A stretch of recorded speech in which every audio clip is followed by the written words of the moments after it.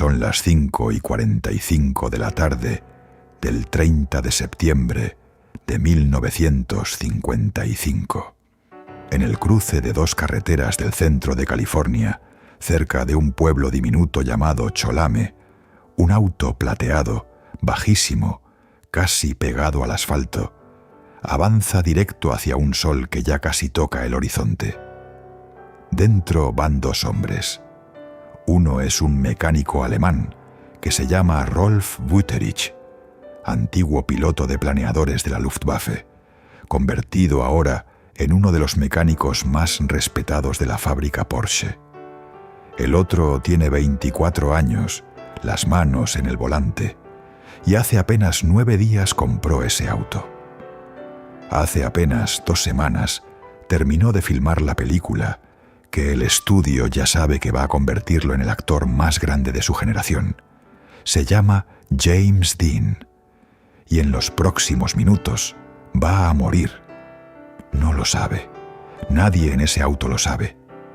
Lo único que sabe es que quiere llegar a una carrera en Salinas antes de que oscurezca, y que el auto que acaba de comprar, un Porsche 550 Spider, al que él mismo bautizó, con un nombre que sonaba a broma entre amigos, corre como si tuviera alma propia. Ese nombre decía Little Bastard, pequeño bastardo. 70 años después, nadie se ríe cuando lo lee. Del otro lado de ese cruce viene un Ford Tudor de 1950. Lo maneja un estudiante de 23 años que vuelve a su casa después de visitar a su familia. Gira a la izquierda. Dice después que no vio el auto plateado, que el sol estaba bajo, que el Porsche era demasiado pequeño, demasiado pegado al suelo, casi invisible contra esa luz naranja y sucia del atardecer. Quizás sea cierto, quizás no. Lo que sí es cierto es que en los siguientes 2 segundos, 2 autos chocan casi de frente, y uno de los hombres más fotografiados del mundo deja de respirar antes de que nadie pueda hacer nada por él. Esa es la versión que casi todos conocen, la versión corta, un accidente, una carretera, un final. Pero hay otra capa, debajo de esa, que casi nadie cuenta completa. Porque ese día no empezó como una tragedia, empezó como una victoria. James Dean había peleado durante meses para que le permitieran subirse a ese auto.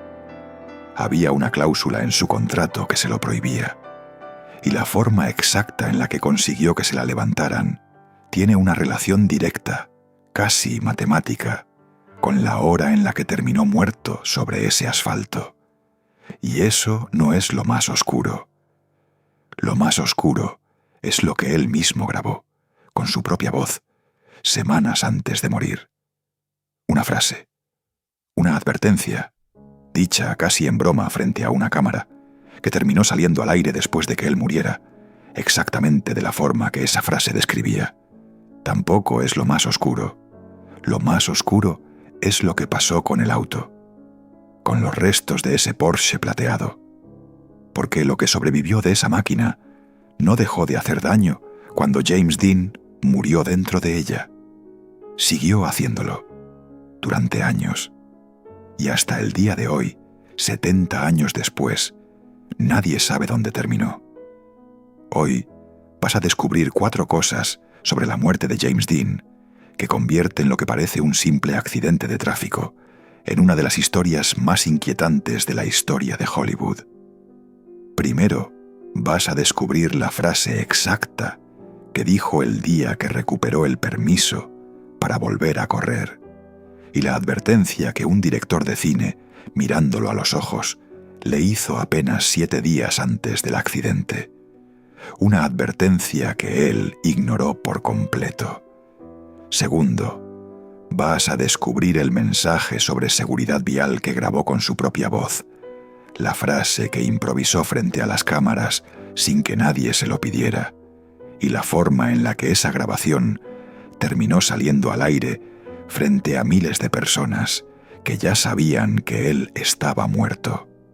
Tercero, Vas a descubrir lo que pasó dentro de la sala donde se investigó el accidente, los testigos que juraron una versión que contradice todo lo que se sabe oficialmente, y la forma en la que dos hombres, el que sobrevivió y el que nunca debió estar ahí, terminaron destruidos por la misma tarde, cada uno a su manera, durante el resto de sus vidas. Y cuarto, vas a descubrir el destino final de los restos de ese Porsche, y quién fue, en realidad, la persona detrás de cada historia oscura que se ha contado sobre esa maldición durante 70 años. No te preocupes, te voy a avisar cuando llegue cada una. Pero si te vas antes del final, te vas a perder la advertencia exacta que un actor inglés, ya consagrado, le hizo a James Dean en la cara, mirándolo a los ojos, una semana antes del accidente, con una precisión que 70 años después todavía nadie ha podido explicar del todo. Para entender por qué un joven de 24 años, con el mundo entero abriéndose frente a él, terminó subiéndose a un auto de carreras en lugar de ir a celebrar su éxito, hay que entender algo que pocas biografías cuentan con honestidad. James Dean no le tenía miedo a la muerte, le tenía respeto. Y eso, en alguien que maneja a toda velocidad por gusto, no por necesidad, es una diferencia que puede costarle la vida a cualquiera. Perdió a su madre cuando tenía 9 años. Cáncer. Su padre, incapaz de hacerse cargo de un niño solo, lo mandó a vivir con sus tíos, Marcus y Hortense Winslet, a una granja en Fairmount, Indiana. Sus tíos hicieron lo posible por hacerlo sentir en casa, y con el tiempo el niño se acomodó. Dibujaba, esculpía, jugaba baloncesto, actuaba en las producciones de su escuela secundaria y llegó a ser campeón de salto con garrocha de su condado. En un ensayo que escribió en su último año de secundaria, anotó que probablemente dedicaría su vida al arte y al teatro. Pero debajo de esa rutina de pueblo pequeño, ese niño que acababa de perder a la única persona que lo entendía, aprendió algo que se le quedó grabado para siempre. Las cosas que amas pueden desaparecer sin avisar. Por lo tanto, mejor vivirlas rápido. Mejor vivirlas con todo. Porque quizás no haya un después. Esa idea lo llevó a la actuación. En octubre de 1951, dejó California con casi nada en los bolsillos y se mudó a Nueva York, decidido a entrar al legendario Actors Studio, donde Lee Strasberg enseñaba el método que ya habían adoptado actores como Marlon Brando y Montgomery Clift. Lo aceptaron, pero la relación con Strasberg nunca fue fácil. Cuando el maestro criticó frente a todo el grupo una de sus primeras escenas, James Dean se levantó en mitad de la sesión y salió del salón sin decir una palabra. Sobrevivió haciendo pequeños papeles en televisión mientras buscaba algo más grande. Lo encontró en 1952 con un papel en Broadway en See the Jaguar, la historia de un adolescente que había pasado buena parte de su vida encerrado en una jaula. 2 años después llegó El Inmoralista, basada en la novela de André Gide, donde su actuación como un joven árabe atormentado le valió el premio Theatre World a la mejor revelación de la temporada. Fue esa misma actuación la que hizo que el director Elia Kazan, que preparaba la versión cinematográfica de Al Este del Edén, lo mandara a llamar. Kazan dudaba entre él y Marlon Brando para el papel principal. Según contó después el propio director, en el instante en que James Dean entró a la oficina de casting, no vio a un actor probando suerte. Vio directamente al personaje, caminando en carne y hueso frente a él.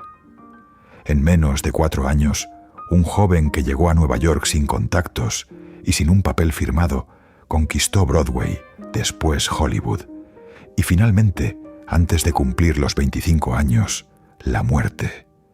Pero esa misma idea, la de vivir todo a toda velocidad antes de que se acabara el tiempo, lo llevó también a las pistas de carreras. En 1954, apenas asegurado ese primer papel importante en Al este del Edén, se compró una motocicleta, después un auto deportivo usado, y en marzo de 1955 lo cambió por un Porsche Speedster nuevo, con el que compitió en las carreras de Palm Springs, ganando la categoría novata y terminando segundo en la carrera principal. No corría para entretenerse, corría porque, según dijo él mismo más de una vez, era de las pocas cosas donde sentía que estaba completamente despierto. El 30 de mayo de 1955 compitió por última vez antes de empezar a filmar Gigante.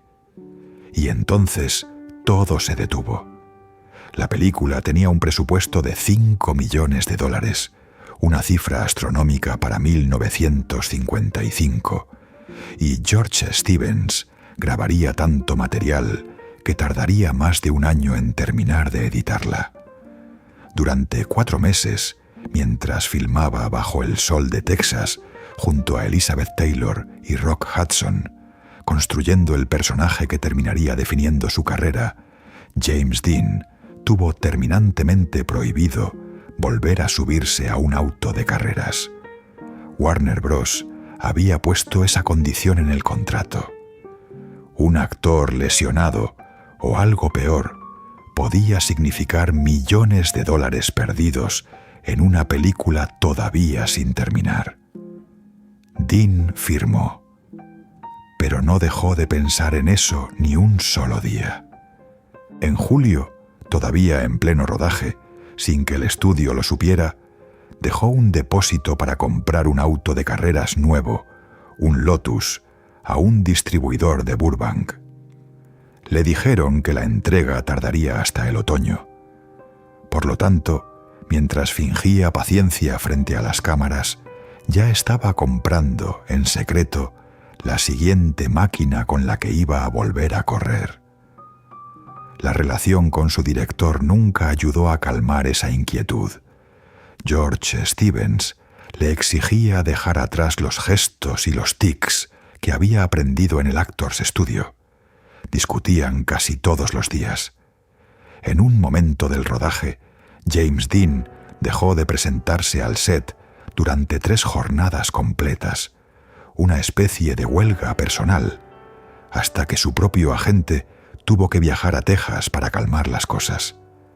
Cada semana dentro de ese personaje se sentía para él un poco más como una jaula. El 21 de septiembre de 1955, con el rodaje de Gigante prácticamente terminado, James Dean cambió de planes. En lugar de esperar al Lotus que todavía no llegaba, entró a Competition Motors en Hollywood y cambió su Porsche Speedster, más varios miles de dólares en efectivo, por un Porsche 550 Spyder completamente nuevo, más rápido, más bajo, más peligroso. Pesaba poco más de 500 kilos y llevaba un motor de 4 árboles de levas diseñado para pista, no para alguien que apenas empezaba a conocerlo. Ese mismo día compró también una camioneta nueva, una Ford Country Squire, para poder remolcar el auto entre carreras. Mandó pintarle el número 130 y en la parte de atrás, ese apodo que todavía hoy sigue sonando como una maldición, Little Bastard. Sobre el origen exacto de ese nombre existen hasta hoy 2 versiones distintas. Bill Hickman, su amigo y especialista en escenas de riesgo, siempre dijo que fue una broma mutua entre los dos. Él le decía «pequeño bastardo» y Dean le devolvía el insulto llamándolo «gran bastardo». Pero otros 2 amigos cercanos sostuvieron una historia diferente, que el verdadero origen estaba en el propio presidente de Warner Bros., Jack Warner, que había llamado a Dean ese pequeño bastardo, después de que se negara a desalojar su remolque personal del set de Al este del Edén, y que Dean, como una forma silenciosa de desafío hacia el estudio que le prohibía correr, decidió bautizar así al auto con el que pensaba seguir haciéndolo de todos modos. 70 años después, nadie ha podido confirmar cuál de las dos historias es la verdadera. Al día siguiente, el 22 de septiembre, filmó su última escena para la película. Un discurso de borracho frente a un salón de banquetes completamente vacío. Una escena que con los años los seguidores de Gigante terminarían bautizando como la última cena. Quiso hacerla lo más real posible, tan real que llegó verdaderamente ebrio al set para grabarla. El resultado fue tan auténtico que ni siquiera el propio Stevens pudo entender con claridad la mitad de lo que decía. En ese momento no le importó a nadie. Lo arreglarían después, en la sala de edición. Lo que nadie podía imaginar es que, para cuando llegara el momento de arreglarlo, James Dean ya no iba a estar disponible para volver a grabar ni una sola palabra. Meses más tarde, su mejor amigo y antiguo compañero de cuarto, el actor Nick Adams, tuvo que sentarse frente a un micrófono para terminar de poner voz a las frases que la boca de un hombre ya muerto había dejado incompletas. 13 años después, en 1968, el propio Nick Adams también moriría joven, a los 36 años, por una sobredosis de medicamentos, en circunstancias que la policía nunca terminó de aclarar del todo. Al día siguiente de filmar esa escena, el 23 de septiembre, condujo su auto nuevo hasta los estudios Warner Bros. Y lo metió directo al set de filmación. George Stevens lo vio acercarse y se puso furioso. Le dijo, frente a varios testigos, que ese auto era demasiado peligroso y que jamás volviera a manejarlo dentro del estudio. Dean asintió. Pero esa advertencia, hecha por uno de los directores más respetados de Hollywood, mirándolo directamente a los ojos, no era realmente sobre el estudio. Era sobre el auto. Y 7 días después, ese mismo auto lo mataría en una carretera, a más de 160 kilómetros de cualquier set de filmación. Y según quienes estuvieron en el set, apenas un día antes, lo primero que James Dean dijo, casi antes de que terminaran de gritar «corte» en su última escena, fue que por fin era libre. Libre para volver a hacer lo que más amaba en el mundo. Inmediatamente inscribió su nuevo auto en las carreras de Salinas, programadas para el 1 y 2 de octubre. Por lo tanto, la cláusula que el estudio había diseñado para protegerlo de un accidente terminó siendo, sin que nadie lo planeara, el primer paso hacia su muerte. La misma semana en que recuperó el permiso para correr, fue la misma semana en que murió corriendo. Y eso, increíblemente, no es lo más perturbador de esos últimos días. Meses antes, durante un descanso de filmación de Gigante, James Dean se sentó frente a una cámara, todavía vestido con el traje envejecido de su personaje, Jet Ring, para grabar un segmento promocional de la película junto al actor Geek Young. Era parte de un programa de televisión de Warner Brothers que mezclaba episodios de ficción con segmentos publicitarios sobre las próximas películas del estudio. Young, sabiendo la fama de Dean como piloto aficionado, decidió usar ese tiempo para hablar de algo distinto: la seguridad en las carreteras.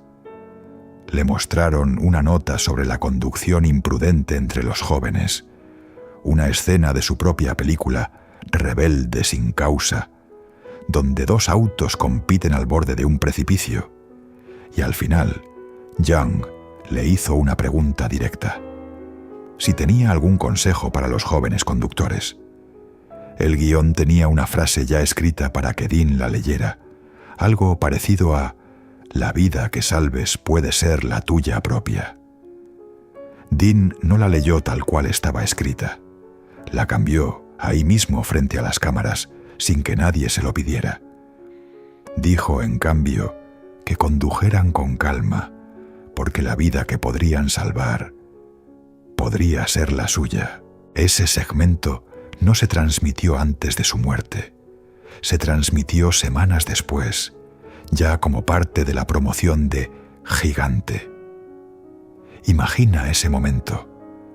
Miles de personas frente a su televisor, viendo la cara de un hombre que ya estaba muerto, pidiéndoles que tuvieran cuidado al manejar, exactamente por lo mismo que acababa de matarlo a él. Nadie en la cadena se atrevió a cortar esa escena del programa. Y así, durante semanas, la voz de James Dean siguió advirtiendo sobre una muerte que ya había llegado por él. Nadie planeó esa coincidencia. Nadie podía planearla. Pero ahí estaba, frente a miles de hogares, una frase improvisada que llegó exactamente un paso tarde para salvar a la única persona que la dijo. El 30 de septiembre empezó temprano, en el taller de Competition Motors, en Hollywood.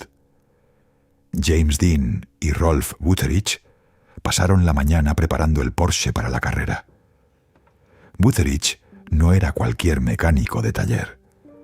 Había sido piloto de planeadores durante la guerra y desde 1950 era uno de los primeros empleados del departamento de carreras de Porsche, con 3 participaciones en las 24 horas de Le Mans y experiencia en algunas de las pistas más exigentes de Europa.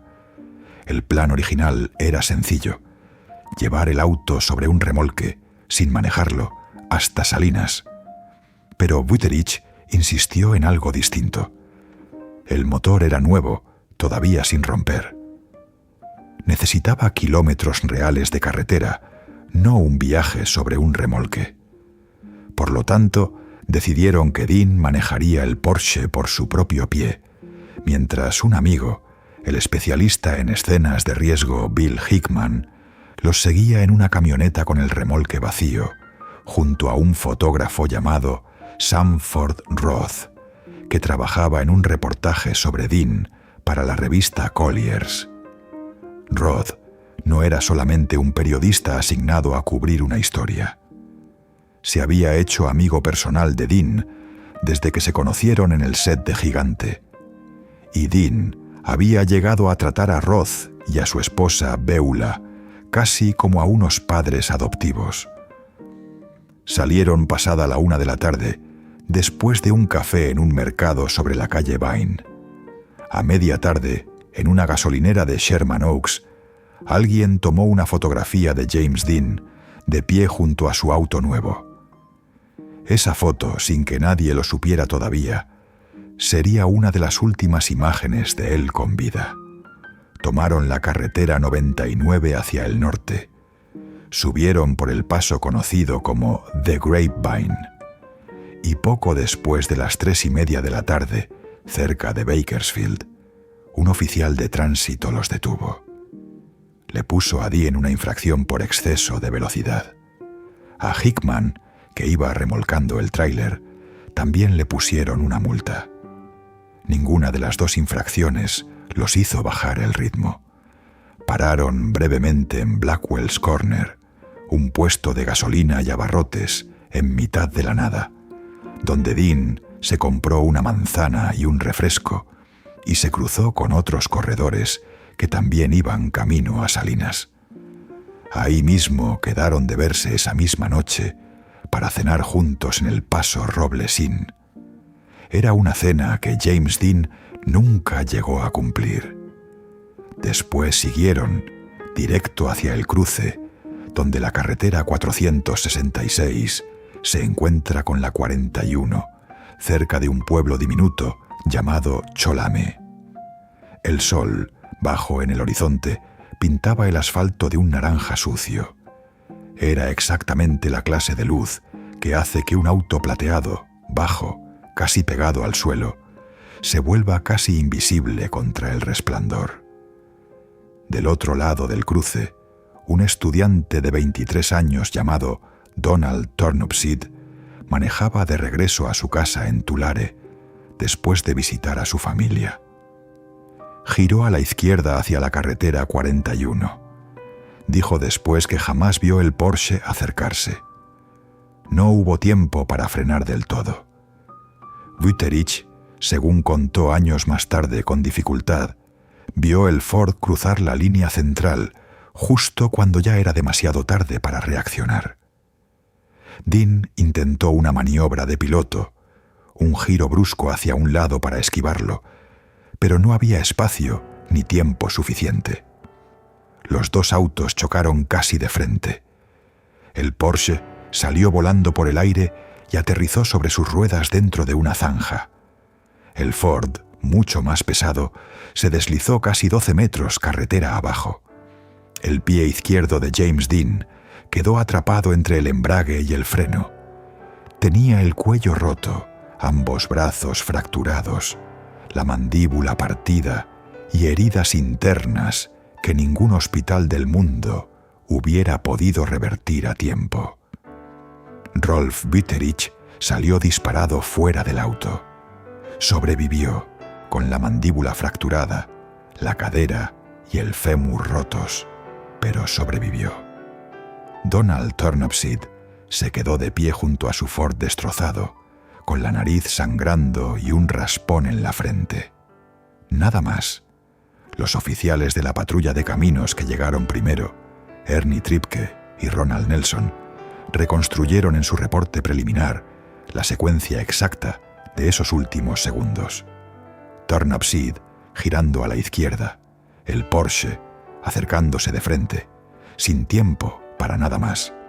El semanario local, el Paso Robles Journal, describió en su edición de esa semana el choque como una de las colisiones de dos autos más violentas que se habían registrado jamás en el condado. Y aquí aparece algo que casi ningún documental sobre James Dean se atreve a contar completo. Dos testigos que manejaban justo detrás de Turnipseed, un hombre de 28 años llamado Tom Frederick y su cuñado de 15 años, Don Dooley, declararon después, bajo juramento, ante el jurado del forense, que el que manejaba el Porsche en el momento del choque no era James Dean, que era Rolf Wüterich. Esa versión contradice todo lo que la historia oficial ha repetido durante 70 años. La mayoría de los investigadores que han estudiado el caso a fondo la descartan, y hay algo que complica todavía más cualquier intento de aclararlo del todo.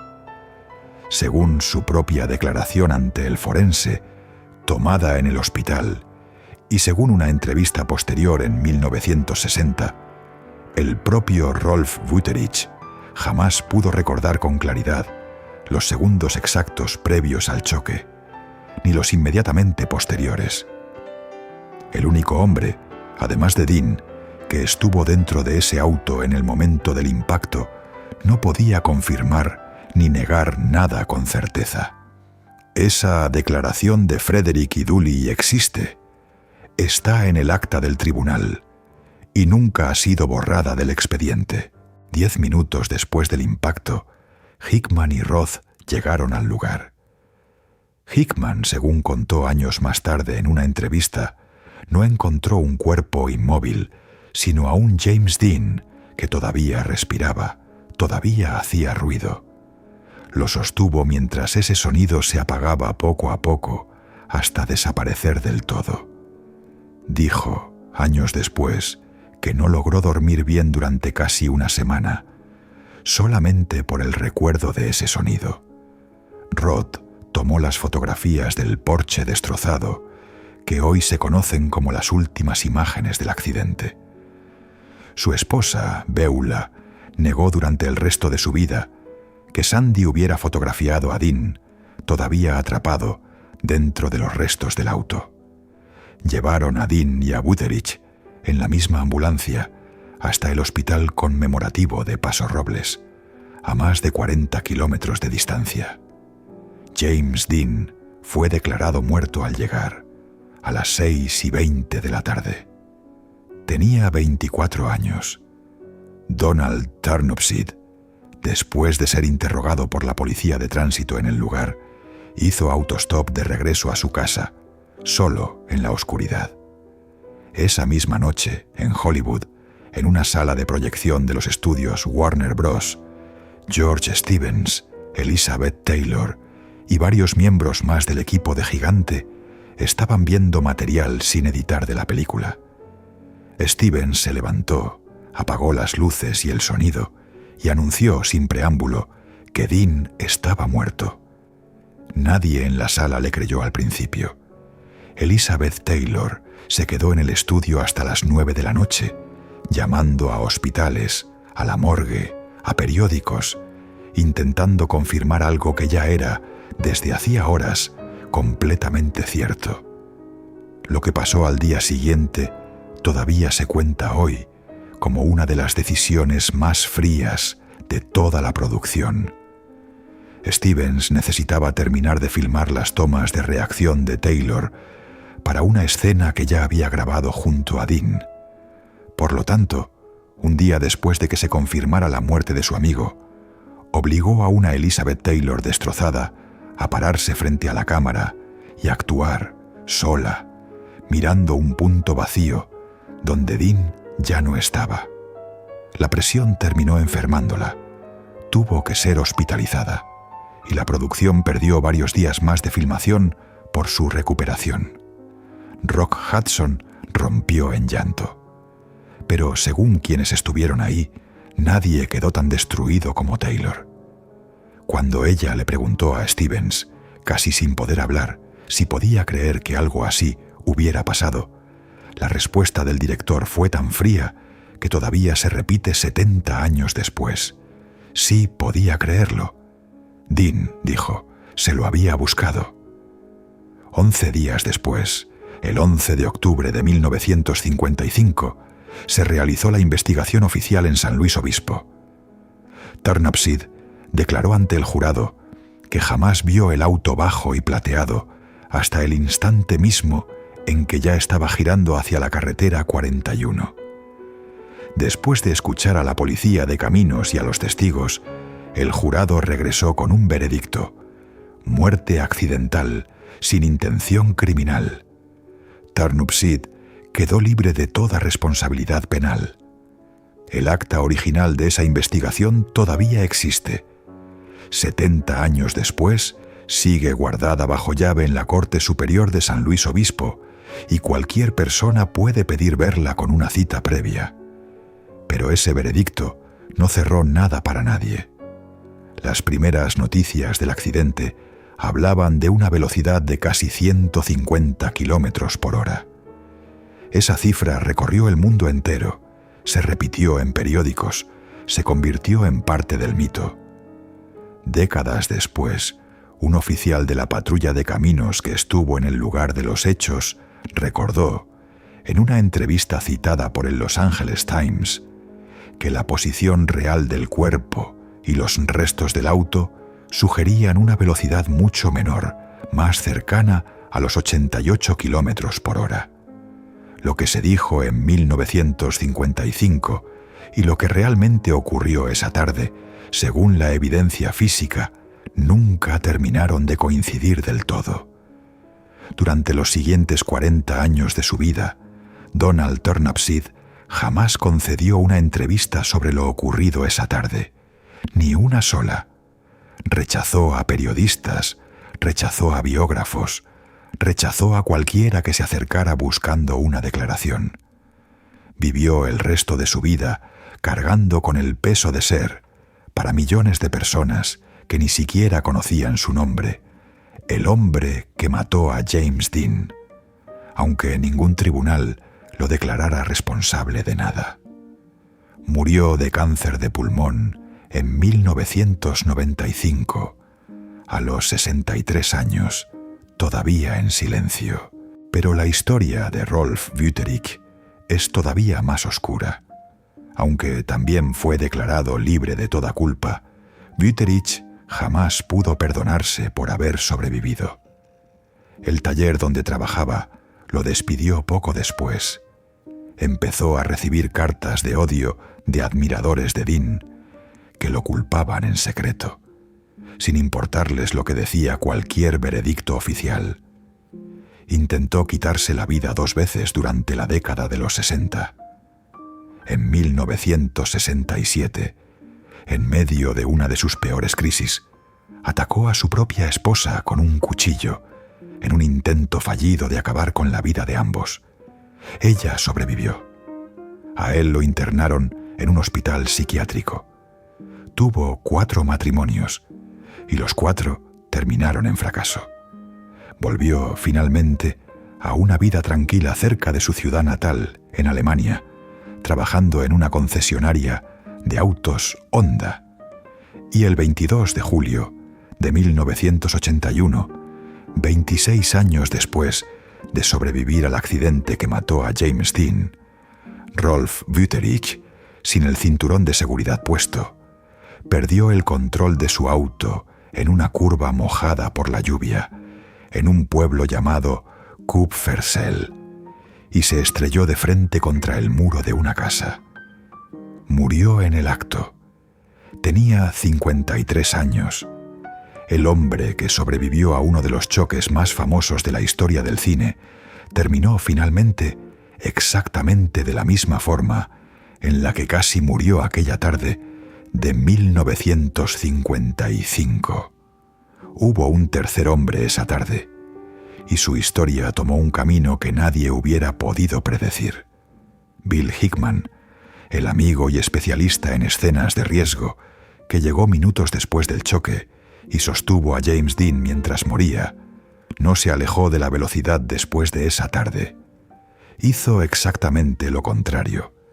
Se convirtió con los años en el doble de acción más buscado de Hollywood para una sola cosa: perseguir autos a toda velocidad frente a una cámara.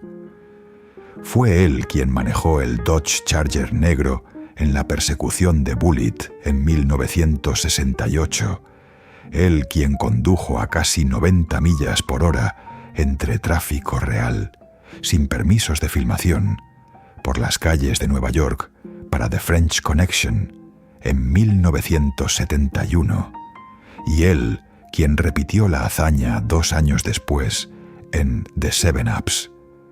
El hombre que sostuvo en sus brazos a James Dean mientras se apagaba pasó el resto de su vida profesional reconstruyendo una y otra vez frente a una cámara la misma clase exacta de velocidad descontrolada que lo había matado. Murió de cáncer en 1986, a los 65 años. Nunca explicó públicamente por qué eligió ese camino. 3 hombres, una misma tarde. 40 años de silencio para uno. Una vida entera destruyéndose lentamente para el otro. Y para el tercero, una vida entera persiguiendo, frente a una cámara, la misma velocidad descontrolada que lo había hecho sostener un cuerpo moribundo entre los brazos. Ninguno de los 3 eligió estar ahí esa tarde. Después del choque, la compañía de seguros declaró el Porsche una pérdida total y le pagó al padre de James Dean una indemnización. Lo que quedaba del auto terminó en un depósito de chatarra en Burbank. Ahí lo compró un médico aficionado a las carreras llamado William Eschrich, que había competido contra Dean en pistas californianas. Eschrich desarmó el auto pieza por pieza, instaló el motor del Porsche, ese motor de 4 árboles de levas que lo había hecho tan rápido, dentro de su propio auto de carreras, un Lotus, y le prestó la transmisión y partes de la suspensión a un colega, también médico y también piloto aficionado, llamado Troy McHenry. En octubre de 1956, casi exactamente un año después de la muerte de James Dean, Eschrich y McHenry compitieron, cada uno en su propio auto, en las carreras deportivas de Pomona. Ambos autos llevaban piezas del Porsche de Dean. Eschrich había bautizado a su Lotus con el motor de Dean dentro como Potus, una mezcla entre Porsche y Lotus. El 21 de octubre de 1956, día de la carrera, Eschrich tuvo solamente un roce menor con otro competidor y siguió adelante sin mayores consecuencias. Troy McHenry no tuvo la misma suerte. Su auto se salió de control, golpeó el único árbol que había en toda la pista y murió en el acto. Esa historia, a diferencia de casi todas las demás que rodean a este auto, está confirmada en periódicos de la época y en una entrevista que el propio Eschrich dio al día siguiente del accidente. Es, según los historiadores que han investigado el caso con más rigor, la única parte de esta leyenda que se puede probar con certeza. El resto de los restos, la carrocería retorcida, terminó en manos de un diseñador de autos llamado George Barris, el mismo hombre que años después construiría el batimóvil para la televisión. Barris prestó el cuerpo del Porsche al capítulo de Los Ángeles del Consejo Nacional de Seguridad, que lo exhibió durante casi 3 años, entre 1957 y 1959, en exposiciones de autos, salas de cine y boliches, presentado bajo un nombre brutal: el último auto deportivo de James Dean. Y aquí es donde la historia se vuelve todavía más inquietante, pero no por la razón que la mayoría cree. Durante décadas se contó que un mecánico se rompió las piernas cuando el auto cayó de un camión, que un adolescente se rompió la cadera cuando el auto cayó de su soporte, que un camionero murió aplastado por los restos del Porsche mientras lo transportaba, que el auto se incendió misteriosamente en un garaje. Casi todas esas historias tienen el mismo origen: la boca de un solo hombre, George Barris. Investigadores que revisaron los archivos de prensa de la época descubrieron que el incendio real, ocurrido en marzo de 1959, fue mucho menos dramático de lo que se contó después. Dañó un par de llantas, chamuscó algo de pintura y no lastimó a nadie. La mayoría de las otras historias de muerte y destrucción nunca aparecieron en ningún periódico de su tiempo. Aparecieron, por primera vez, en un libro que el propio Barris escribió en 1974, casi 20 años después de los hechos, cuando ya se había convertido en un personaje famoso del mundo del espectáculo y sabía exactamente cuánto valía mantener viva esa leyenda. ¿Quién está realmente detrás de la maldición de Little Bastard? Una parte de la respuesta, la parte que sí se puede probar, es una coincidencia trágica entre 2 médicos aficionados a las carreras. La otra parte, la que durante 70 años llenó libros, programas de televisión y videos como este, salió de un solo narrador interesado en vender una historia. Y aun con todo eso al descubierto, en 1960, mientras era transportado entre exhibiciones, lo que quedaba del Porsche de James Dean desapareció. Nadie reportó un robo. Nadie reportó haberlo visto caer de ningún camión. Simplemente, en algún punto del trayecto, dejó de estar ahí. Hasta el día de hoy, nadie sabe dónde están esos restos. Ni siquiera existe certeza de que esa desaparición haya sido real y no una última invención del mismo hombre que llevaba años inventando el resto. En 2021, la única pieza cuya autenticidad Porsche logró confirmar, una caja de transmisión olvidada durante décadas dentro de un cajón en un pueblo de Massachusetts, se vendió en una subasta por casi $400,000. El resto del auto que llevó a James Dean a su última carrera sigue, hasta hoy completamente desaparecido. Y aquí está lo que prometimos al principio, lo que se pierde quien se va antes de tiempo. Una semana antes del accidente, el actor británico Alec Guinness llegó a Los Ángeles después de un vuelo de 16 horas desde Copenhague, agotado, hambriento y sin lugar donde cenar, porque 3 restaurantes seguidos le negaron una mesa a él y a su acompañante por llevar pantalones en lugar de vestido. Mientras caminaba por la calle, escuchó pasos detrás de él. Un joven en sudadera y jeans lo alcanzó y le preguntó si buscaba mesa. Le dijo que se llamaba James Dean y que tenía una reservación. Lo siguieron, agradecidos. Pero en el camino de vuelta al restaurante, Dean se desvió hacia un estacionamiento. Quería mostrarle algo. Entre los demás autos había uno que parecía un paquete plateado, envuelto en celofán y atado con un moño, recién salido de la tienda. Guinness, según escribió él mismo años después, sintió algo extraño al mirarlo. Una sensación que no pudo explicar del todo, ni entonces ni en el resto de su vida.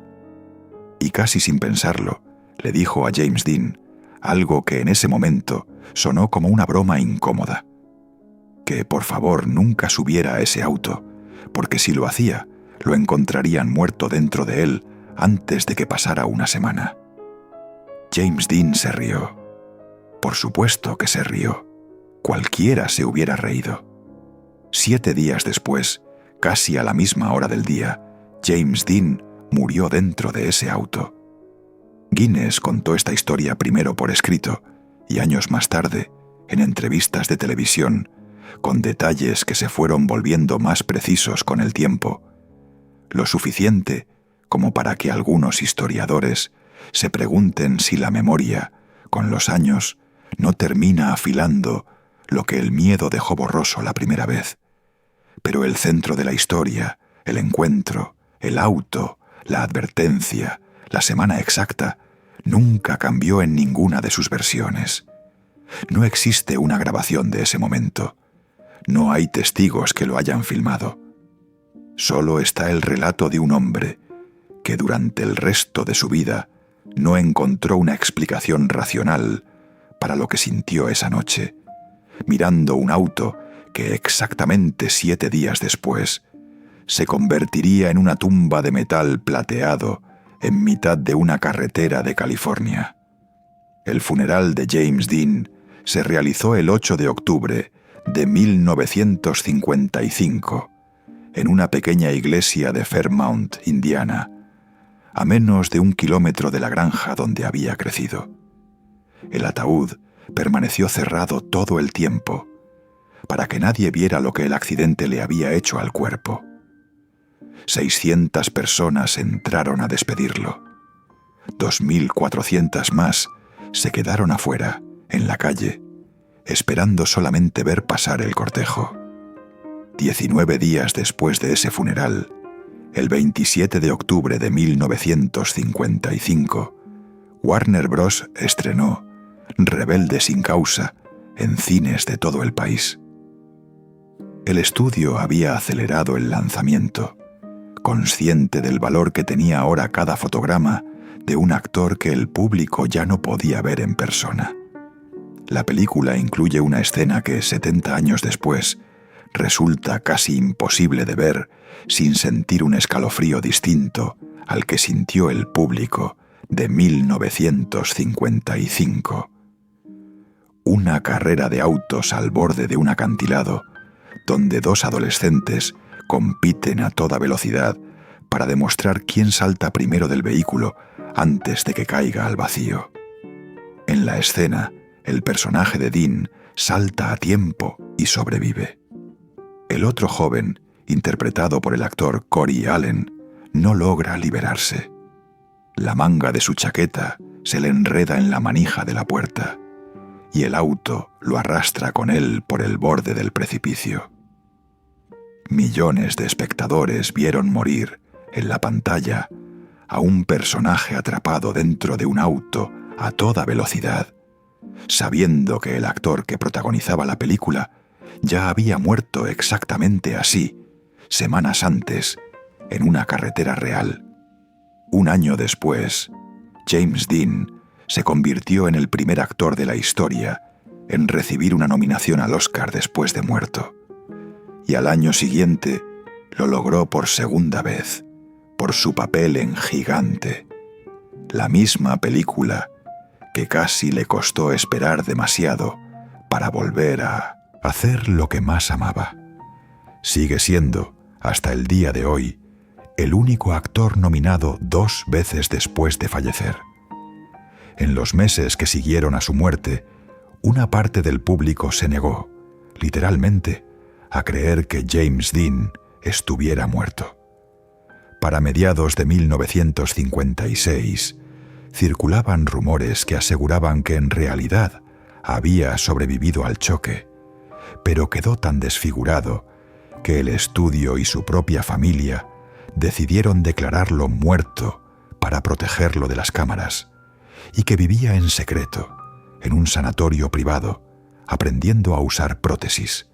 Otra versión sostenía que el cuerpo enterrado en Indiana no era el suyo, sino el de un autoestopista que habían recogido por error esa misma tarde. Warner Bros., lejos de apagar esos rumores con rapidez, los dejó crecer durante meses. Esa devoción casi religiosa ayudaba a vender entradas para Gigante, la película que todavía no se había estrenado. El propio Jack Warner, presidente del estudio, llegó a admitir años después que Dean, aunque le había dado más de un dolor de cabeza, había sido responsable de una cuarta parte del éxito comercial de esa película. En febrero de 1956, una revista de espectáculos llegó incluso a publicar que la actriz Maila Nurmi, conocida en televisión como Vampira, le había echado una maldición de brujería que terminó matándolo. Lo que la revista no contaba es que Nurmi había sido en algún momento amiga personal de James Dean, antes de un distanciamiento entre ambos poco antes de su muerte. 70 años después, ninguna de esas historias resistió el paso del tiempo. Pero todas juntas dicen algo real sobre lo que pasó cuando James Dean murió.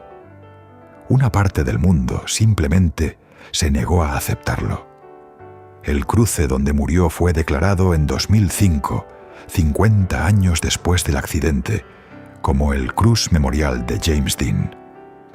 Mucho antes de eso, en 1977, un empresario japonés llamado Seita Onishi, fan devoto de Dean, pagó de su propio bolsillo un monumento de acero inoxidable construido alrededor de un árbol cerca del lugar exacto del choque, décadas antes de que el estado de California reconociera oficialmente el sitio.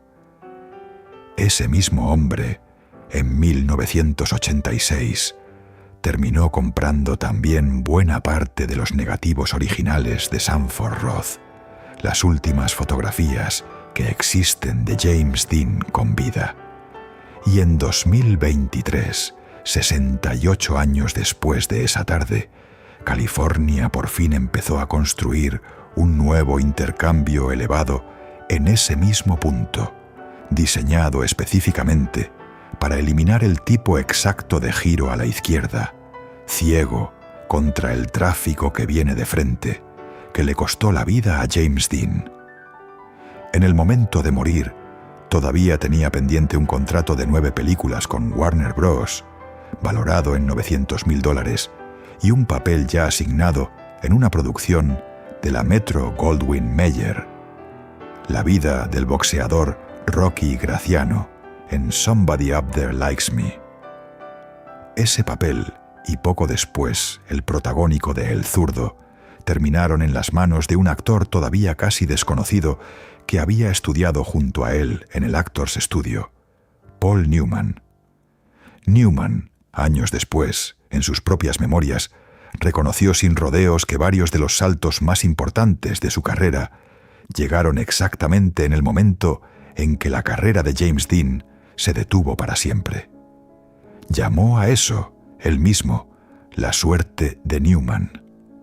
Filmó solamente 3 películas como protagonista. Murió antes de ver estrenarse 2 de ellas. Hay todavía otra coincidencia que pocas veces se cuenta. Meses antes del accidente, impresionado por una escultura que el artista Kenneth Kendall había hecho de Marlon Brando, James Dean le encargó un busto de sí mismo. Kendall, sin saber nada todavía de lo que había pasado esa tarde en Cholam, empezó a trabajar en esa escultura la misma noche en que James Dean murió. Y sin embargo, 70 años después, sigue siendo una de las caras más reconocibles de la historia del cine, congelado para siempre en una eternidad de 24 años que nunca tuvo oportunidad de envejecer, de equivocarse en público, de decepcionar a nadie. Hoy, en Fairmount, un museo conserva miles de objetos personales suyos, desde cartas escritas a mano hasta vestuario de sus películas, y cada año, a finales de septiembre, llegan visitantes desde distintas partes del mundo para un festival dedicado por completo a su memoria. La chaqueta roja, los jeans, la camiseta blanca, ese uniforme casual se convirtió, después de su muerte, en una de las imágenes más copiadas de la historia de la moda, repetida después por generaciones completas de actores, músicos y adolescentes que ni siquiera habían nacido cuando él murió. Pero la historia de Rolf Wüterich, el hombre que sobrevivió ese día y que 26 años después murió exactamente de la misma forma, dentro de un auto, en una carretera, todavía tiene capítulos que casi nadie cuenta completos. Y hay otro nombre de Hollywood, mucho más joven que James Dean, que escuchó una advertencia casi idéntica a la de Alec Guinness, semanas antes de morir, sin que nadie le creyera entonces. Esa historia está en el video que tienes justo ahora en pantalla.